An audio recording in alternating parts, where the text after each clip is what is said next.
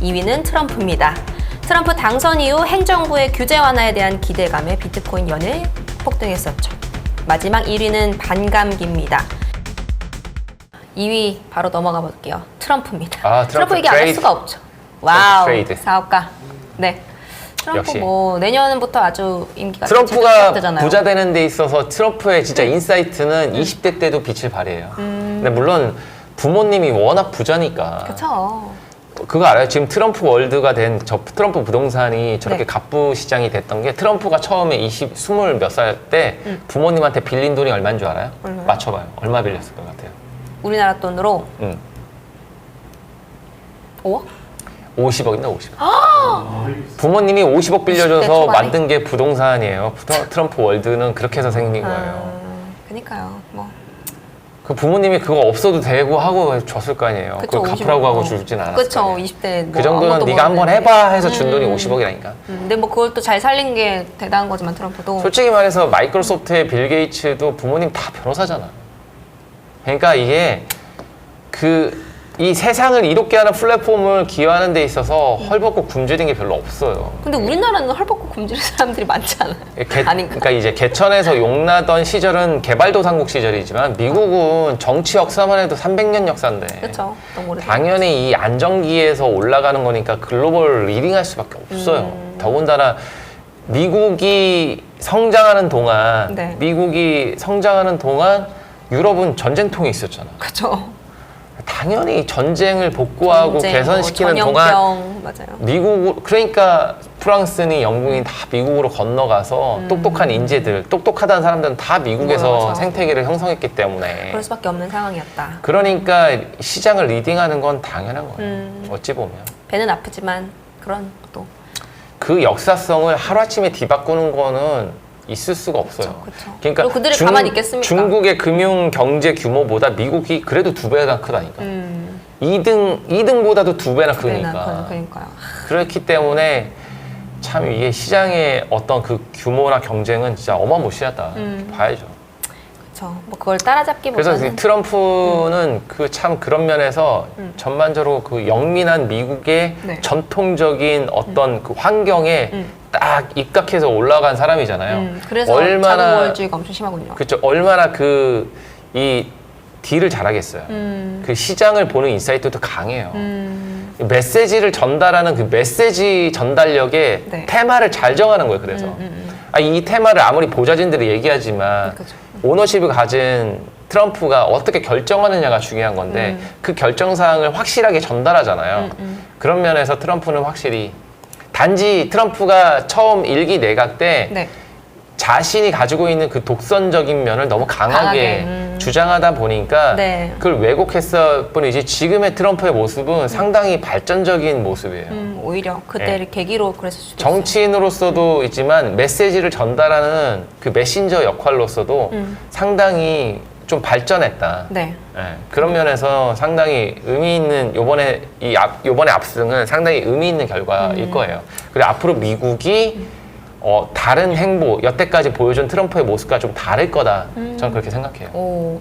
그리고 어찌됐든 뭐 트럼프는 계속해서 코인에 대한 언급을 해왔기 때문에 꾸준히 뭐 내년에 1월 취임이긴 합니다만 저희는 취임 전에 또 전망에 대한 방송을 할 계획이잖아요. 그리고 제가 항상 그런 얘기 하지 않았어요? 항상 대선 때는 변호성이 이 대선 때는 상당히 좋았다. 항상 제가 그랬잖아요. 나스닥도 대선 시즌에는 무조건 좋았다. 대선 이후에 떨어지더라도 나스닥 연고점 계속 갱신했잖아요. 맞아요. 최근에 떨어졌죠. 연고점 갱신했어요. 역사적 고점을 다 갱신했는데 S&P까지. 그래서 그거는 정설이고 틀리지 않았다.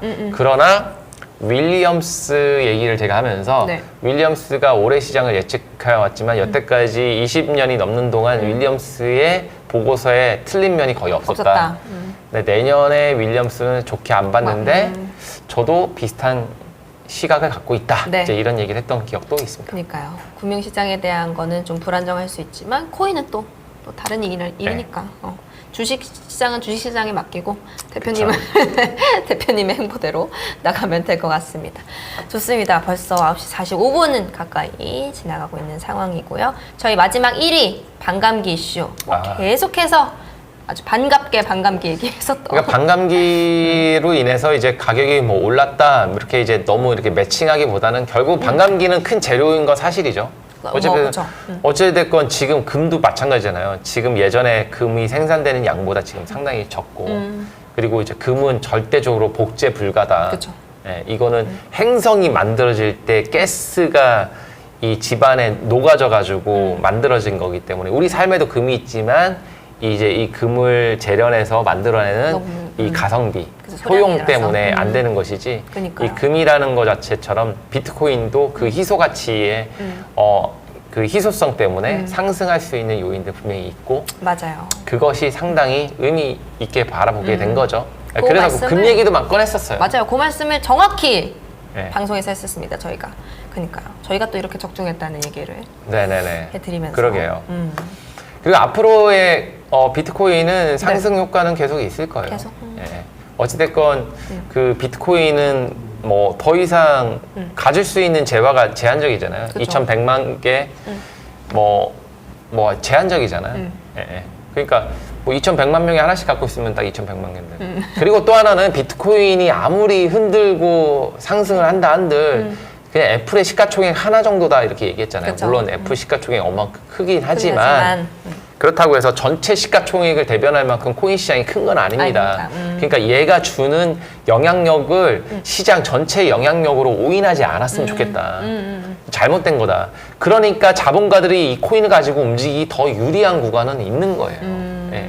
자본의 형성상 미국 전체 주식시장에서 갖고 있는 거는 대형주 하나의 종목 정도의 사이즈고 또 돈나무 누나 캐시우드가 그죠. 말할 때 얘를 뭐 50만 불 간다 이런 얘기의 근거도 제가 얘기했죠. 네. 워런 버핏 A 주식, B 주식 얘기하면서 맞아요. 주식 하나에 5억짜리 있다네 그런 얘기 했잖아요.